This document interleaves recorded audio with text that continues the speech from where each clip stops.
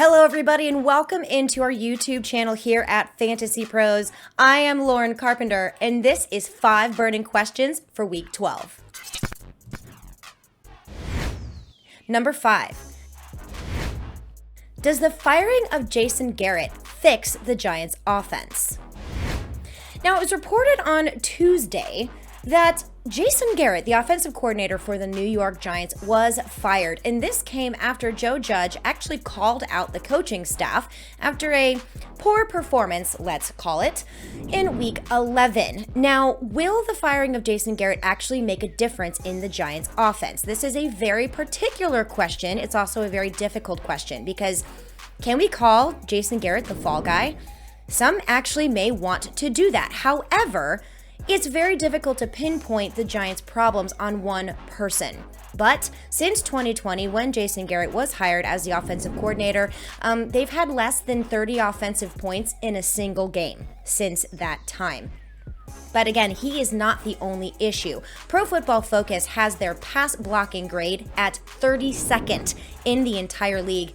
And Daniel Jones, the quarterback, ranks 25th in EPA per play and 18th in completion percentage over expectation. We can only hope that this means good things for the Giants' skilled position for fantasy football purposes, but until Daniel Jones can start playing better in this offense, it's still a guessing game. Number 4. Will Jonathan Taylor be the 101 in 2022 drafts? Now, he already is the number 1 overall running back, and in probably everyone's minds, he already is the 101 when we're thinking about our future drafts because Jonathan Taylor is extremely dominant. Dare I say, poetry in motion when he is on the field.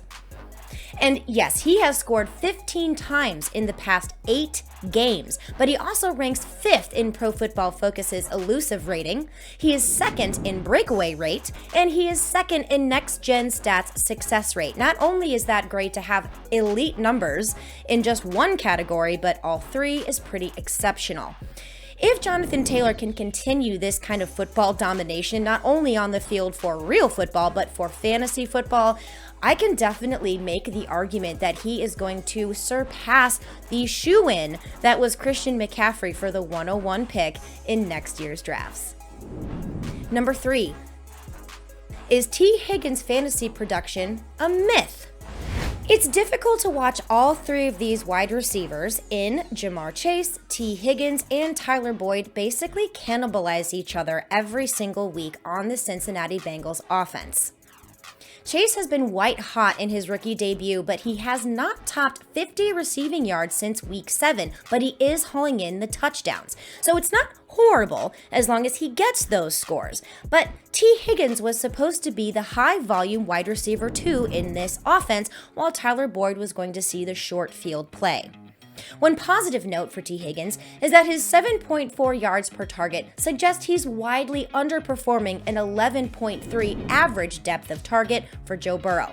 He also hasn't seen the end zone since week 2, which is hopefully not a sustainable stat moving forward.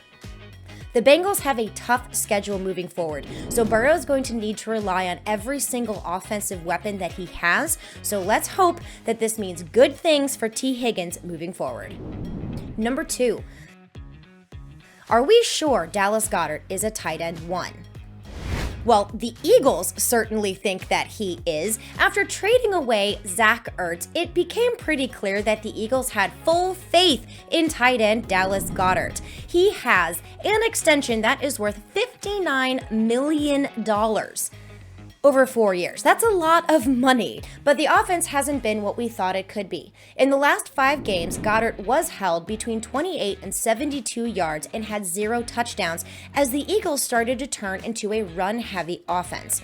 However, since week 7, when Zach Ertz was traded, only Albert O, no, I'm not going to try to attempt to say his last name, and George Kittle have registered more yards per route run, and targets per route run, and overall target share in Philadelphia's offense are at elite numbers for Dallas Goedert. As the Eagles run the ball more and more, and they rely on Jalen Hurts to run the ball more and more for those touchdown scores, Goddard is going to be a little bit more volatile. However, he sees the numbers, and he should be in your starting lineup week in and week out. In number 1, should you start Elijah Moore in week 12? Now, Elijah Moore is one of those wide receivers that we were so excited about over the summer, and we expected a little bit more from him than we saw. He had a very slow start to the season. In fact, it took Josh Johnson and Joe Flacco to really get Elijah Moore going in the Jets' offense. Also, the offense seems to be keeping the training wheels on Elijah Moore prior to their bye, and they didn't allow him as many snaps on the field as we would have liked as fantasy managers. But since their bye, Moore has seen 6 or more targets per game, and in fact, he had 8 targets, 141 yards, and a touchdown on 11 targets from Joe Flacco in Week 11. And he also scored with Josh Johnson under center.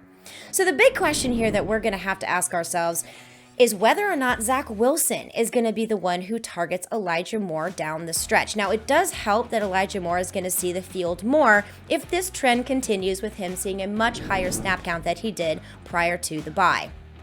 And here's the good news. He is 11th in yards per route run, which is a very sticky stat from week to week. And as long as he's on the field, he should get the opportunity. Now, with someone like Zach Wilson under center, he is a rookie. He needs to get his legs underneath him, and he needs to be a little bit more confident in that starting role. But Zach Wilson isn't afraid to air the ball out, and that's exactly where Elijah Moore feasts for football and for fantasy football. And that's all we have for our 5 burning questions here at our Fantasy Pros YouTube channel. Thank you so much for tuning in, and make sure you check out our article that we have by Brendan Tuma on our website at FantasyPros.com. He dives into way more stats, a lot more information about these 5 burning questions. Make sure you're following us on social media at Fantasy Pros, and make sure you're subscribed to our channel so you don't miss out on all the content that we put out from some of our amazing content creators all year long.